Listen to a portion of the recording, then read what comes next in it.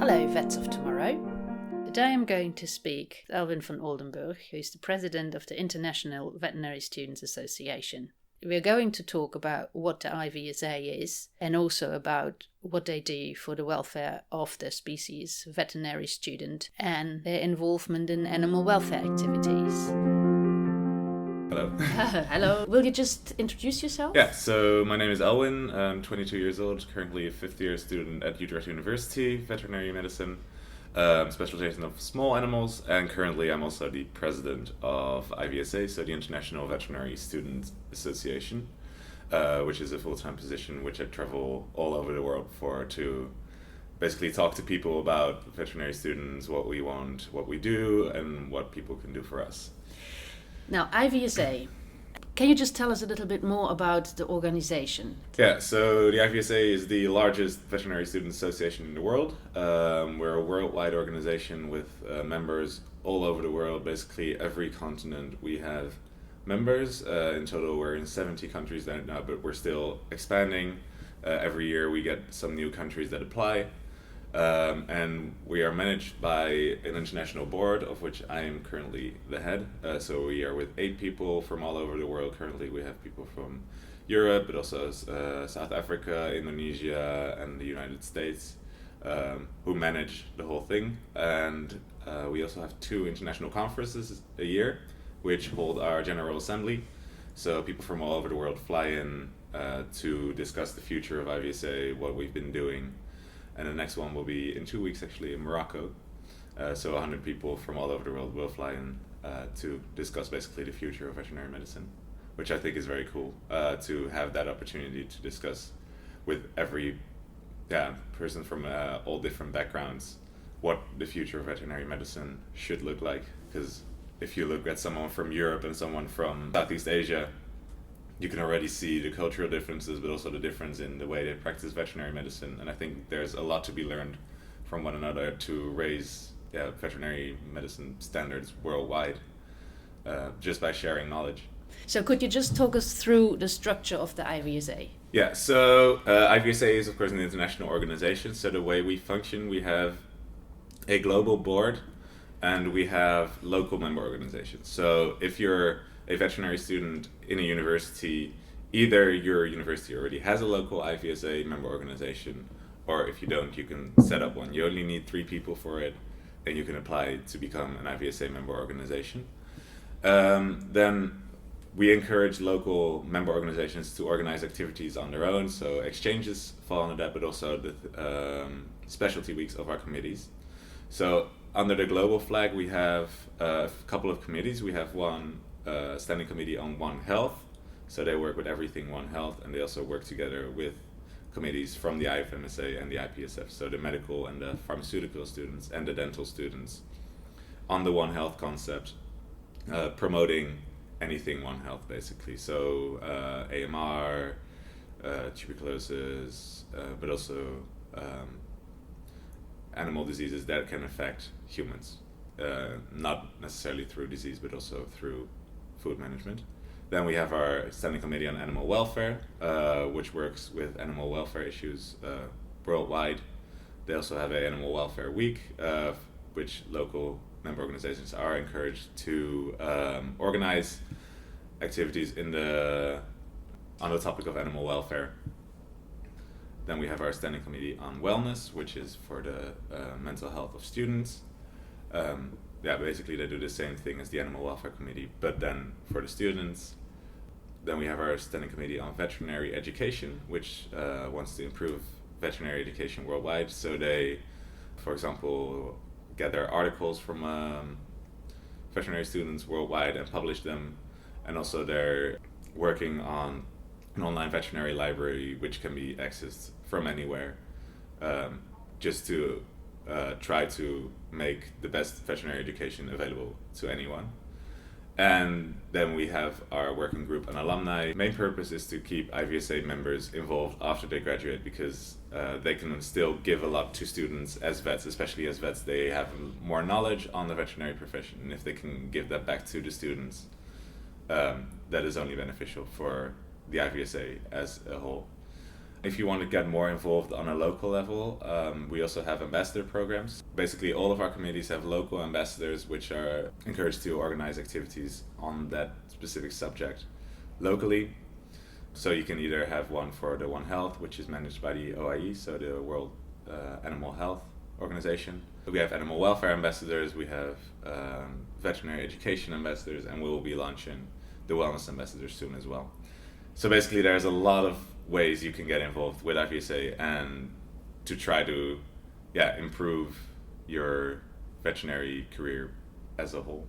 Are veterinary students the same everywhere? They're actually quite similar all over the world. Everyone is very busy. Of course, it's a very full curriculum. You have to learn a lot. I do notice that in, for example, Southeast Asia, but also the US, more competitive. While, for example, what I've noticed, actually in Western Europe, there's a focus on working together, getting each other through the curriculum, while in certain areas there is a certain competitiveness to be the best among the class and not really helping each other out, because if you help another person, they might top you for their results in your class, which can be a very big source of stress. And I've also heard of some examples in Eastern Europe that this also happens. While, for example, in Africa, from the people that I've heard, they have a huge community feeling, like everyone is in this together, we're gonna get through it together. And yeah, it's interesting to see. It also differs per faculty, even in the same country, but there's maybe a bit more of a tendency towards these things. It's something I'm still going to do research on this year with a worldwide wellness survey in students. So then in about half a year we can see like any scientific outcome of this, because this is only tendencies that I've heard purely anecdotal. I can also imagine that in some countries mental health does not have at all the attention as it has here. Yeah, actually in a lot of countries it doesn't have the big attention. Like here in Utrecht, we've only started talking about it about 3 years ago when a study came out that I think 50% of the veterinarians got a 30% of veterinarians got a burnout within 5 years after graduating, which was something kind of a wake-up call that something needed to be done. So right now there's a bigger focus on it, but I still think there could be more things done in regards of preventing burnout, mental health issues, also here, but yeah, basically everywhere in the world. And that's also why I think doing research worldwide is important, to show this is not just a local problem, this is a problem that occurs everywhere, and there are things you can do about it. Yes. So we have a standing committee on wellness, which was formed 3.5 years ago. So they work on short form articles to improve people's wellness just on a daily basis, like workouts, cooking, all that kind of stuff. So there's small things that you can do daily to improve your wellness. Also, they did a survey a couple of years ago, which basically mine will be a follow-up on. We didn't get that many responses on that one, unfortunately, but we got to see some small trends already, so that's why where I based the current survey on as well. And also they are launching a mentor-mentee project, which is basically someone that's almost graduating coupled to a younger veterinary student, and they can just talk about whatever they want. Anything the younger student might think, okay, this is something that's bothering me, and then the older student can give them some advice on that.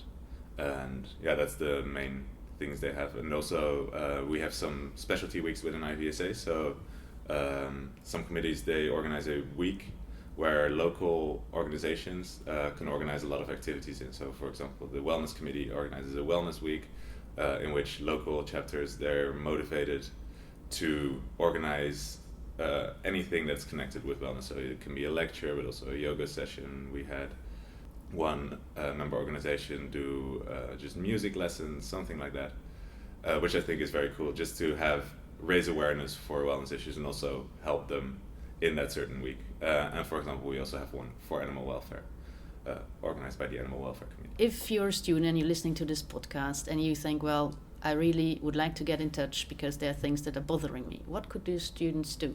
I think it's important to firstly get in touch with your own support system, so your family, your friends, I think one of the main issues regarding mental health is the stigma that it still has, that you should get through it alone and you are basically the only one that has issues, which is totally not the case, especially of veterinary students. I don't have the exact numbers because the research is still ongoing, but there is a lot of people that will struggle with mental health issues at one point in their studies.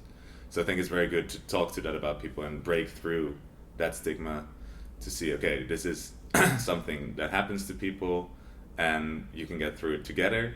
And I mean, if it's a bit more heavy, that you can't really get through it just with friends alone, find professional help basically. There's a lot of universities that offer student counseling, but even if that doesn't work, there is absolutely no shame in going to a psychologist. I also feel that going to a psychologist is still seen as a sign of weakness. That's something you can't get over alone. While I feel like it could and maybe should be as normal as just going to your doctor because you're ill. Mental illness is also an illness, so why not go to your psychologist? And on the IVSA website, do you have any links, handout, things like that? So we're still building that section of the website. Hopefully in the next months we will launch our new committee's website, on which the student wellness committee, they will have a section devoted to seeking out help, what resources you can use. There's also online counseling services that you can use, which we dove into 2 years ago, so we have some links with that, what you can use with that, and also some small tips just to improve your daily wellness, for which you can also follow the wellness committee itself. You were just mentioning the welfare of the species student. Now, if we go to the animal welfare of the four-legged species we are looking after generally as veterinarians, what does IVSA do in regards to that? So we also have a animal welfare committee, which works, of course, on animal welfare issues. They also organize the specialty week, so the animal welfare week, in which local MOs are encouraged to organize activities regarding animal welfare. So, for example, here in Utrecht, last year we organized a Skype discussion with a local MO in Poznan in Poland. So we discussed some animal welfare issues that concurred here. So we talked about the Netherlands basically as the food producer for the world, because we have a huge agriculture sector in the Netherlands. I think the density of livestock here is bigger than it's anywhere in the world. And yeah, we were talking about the consequences that has for animal welfare, and is it something that's sustainable for us to do as a country. And they talked about the fur farming in Poland, because that's still a really big sector in Poland, while in the Netherlands it has been banned a couple of years ago to start new fur farms. The ones that are still there have until 2024 to close down shop, basically. So that was very interesting to hear from both perspectives, because, for example, for what we see as bad animal welfare regarding, for example, dairy cows, they told us that most cows in Poland were still chained to their place, while we already thought like that is not even possible anymore, and we have a higher animal welfare standard in that. So I think that was very interesting to see the difference between different countries regarding animal welfare, and we're definitely doing that again this year with another country. And any ideas already on what topics and which country? No, we're still brainstorming about that, but I think there's enough animal welfare issues here in the Netherlands. It depends on which country we are doing it with. I still need to reach out to them. But yeah, there's, of course, everywhere there's a lot of animal welfare issues, and I think we can come up with something that affects both countries. And with regards to the talk you had to Poland, and you then were able to reflect on the different visions and situations that were there any outcomes where you say, yeah, we'll go further with that? Yeah, I think the main outcome that we had is that knowledge exchange is very important. I like to see the Netherlands as a country that wants to innovate, that wants to be kind of a leader in animal welfare. And I think it's very important to also export that knowledge. Like, we know some things that we can do better with animals, and we should share that with other people around the world. Of course, it's quite difficult also looking at the economic situation of other countries, because we are one of the richest countries in the world. I'm not going to deny that we are. So for other countries, it might be hard because they're still like, they need to get their food security first, and then they can only start thinking about animal welfare. But I do think it is something we should help other countries with in regards to education, to say, okay, we know these methods are there to improve animal welfare, and we should use them. Within the IVSA, do you do anything practically with it, like organizing exchanges or neutering projects or things like that? Within IVSA, we of course organize a lot of exchanges just between local member organizations, and then always we show our faculty and the things that we do. We don't do any like specific neutering programs. I think the main thing that we do for the knowledge exchange is through the Animal Welfare Committee. They also bring out short form articles, so they have a week in welfare on their social media, which every week they have a different topic which is relevant basically all over the world. Can be on farm animals, can be on small animals, can be on horses, basically anything. And of course we also have we work with WVA and SIVA to have our Animal Welfare Student Award, to basically have a student that's very good in animal welfare, for them to be able to continue their good work, to also get a platform on which they can share what they've been doing. I think that is most of what we are doing animal welfare wise.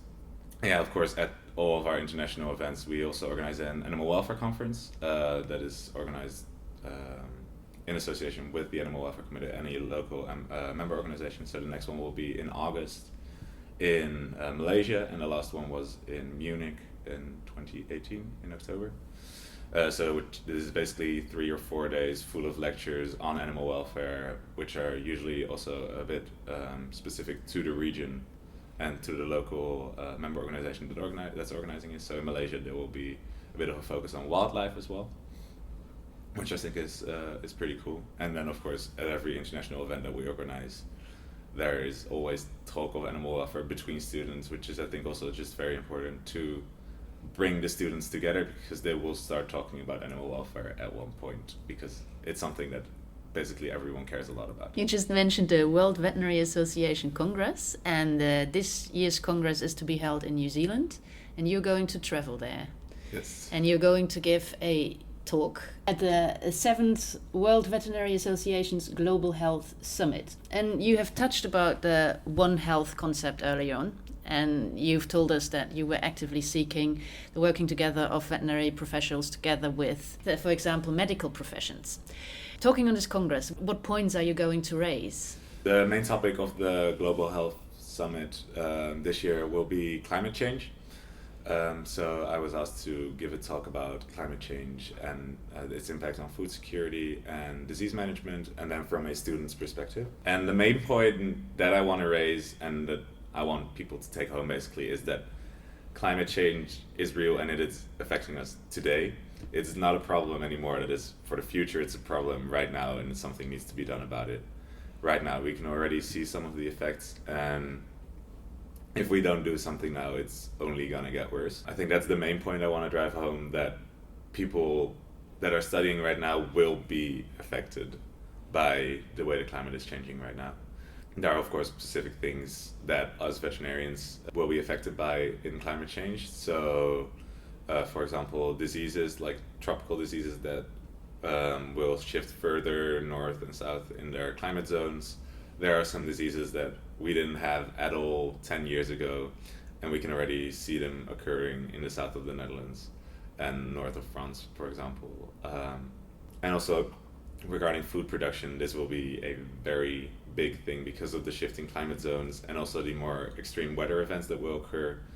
There is a bigger chance that crop yields will decline. There's a lot of research being done on that there can be crop declines as much as 10%, which can have a huge impact on food security, especially with the world population still growing, especially in developing areas, which are the areas that will be affected most by climate change. So I think raising awareness is one that's very important, and also helping developing countries with the issues that they might have transitioning from to a more sustainable lifestyle. They are the people that have the most reason to want to change, but also the least funds available to them to change. So I think it is up to the more developed countries to also help developing countries in making that transition to a more sustainable way of living, basically. And what roles are veterinary students going to play in that whole transitioning process? Yes. So I think the veterinary student, a professional with a lot of knowledge when it comes to, the One Health principle. We don't only know about the health of animals, but also humans, and mainly in this case the environment. We know the interactions between those three, and I think the veterinary student is very qualified to give out an opinion on what can be done to help the health of the environment, because it's not just we can help one thing and then everything will be okay. We need to look at the whole picture, the bigger picture, to make sure that not only the animals stay healthy, but the humans stay healthy, the environment stays healthy. And I think the environment is the one thing we need to focus on when it comes to climate change. We can already see land degradation. The Intergovernmental Panel on Climate Change, they published a big report last year on the use of land and its impact on climate change. And there you can see that land degradation is already a real thing, and that we basically should change some things in the way that we use our land for example, crop farming or livestock farming, to ensure that the quality of the land will remain good enough in the long term to be able to keep doing what we want to do with that land. And I think us as veterinarians have a lot of knowledge about the impact of animals on that land, but also the land on us and the animals, just that connection to help people in the agricultural sector take care of their animals, but also their land. So that's basically what I'm going to focus on. One more thing that I wanted to talk about is biodiversity, which is an area that I think is still a bit underappreciated when it comes to climate change. So there is another international group called the IPBES, which is the Intergovernmental Science Policy Platform on Biodiversity and Ecosystem Services, which is a whole mouthful, and they do a lot of research on biodiversity, basically. And they found out that biodiversity is already declining a lot, has been declining a lot in the past 20 years, and is projected to decline even further in the next 20 years. And I think it's important to look at this and also want to have the motivation to combat this, because there is not that much known of the impact of biodiversity on the health of the land. But for example, if we look at the pollinators, like bees, we know they've been declining, and we know that it has already been affecting crop yields, for example. And this is something that I feel is not talked about enough, which is also just why I want to talk about it at my talk at the Global Health Summit, to get it in people's minds that biodiversity is something we should really think about, because it's also very important for the health of the environment. Basically, it should be incorporated into the One Health, One Welfare concept.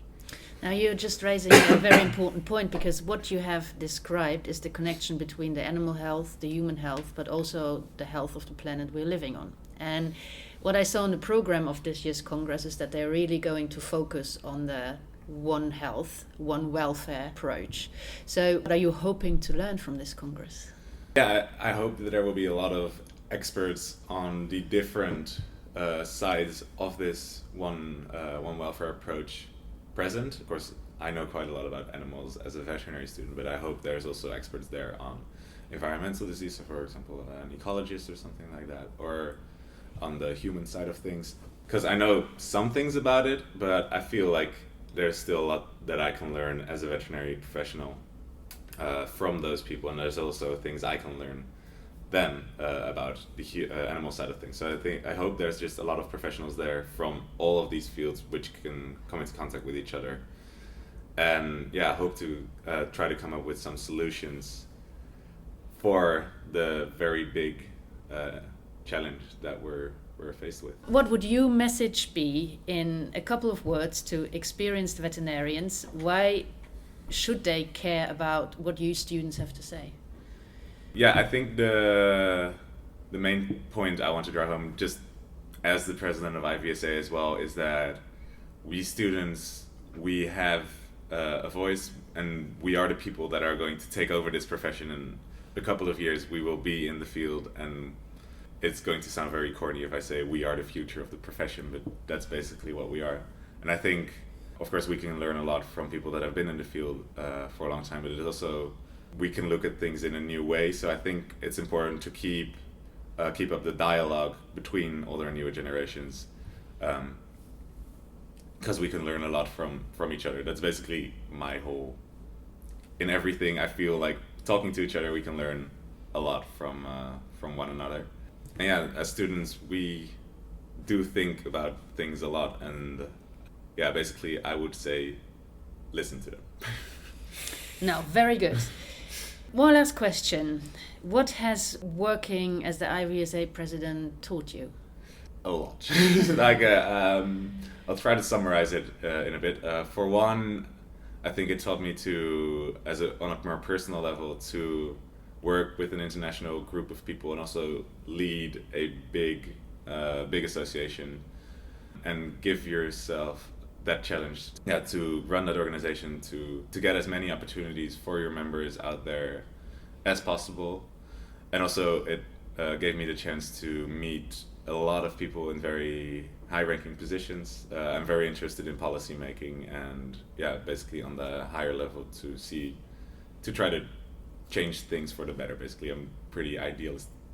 I'm an idealistic person that wants to change the world, make it a better place, and I feel like this is a very good step in the direction that I can take to make this world a better place from wherever I will end up later in life. I think now I have the chance to meet the people that are already there and to see what they do, if it's something that I want to do later. And you of course already have the experience running a big association, which can only be very helpful later in life. I mean, it's a lot of teamwork, which is important anywhere. And you give talks to a lot of professionals. So also soft skills wise, you just learn a lot from a year like this. And also one thing that is, I feel, very beneficial is working with different cultures. Because we're a worldwide organization, I get to work with people from all over the world. Basically, you see that some cultures, they work differently than others. Some cultures, they are used to just following what people tell them to do.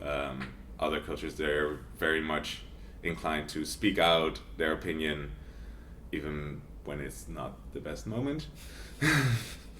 Trying to balance all of that, and also getting my personal biases out of the way as a Dutch person.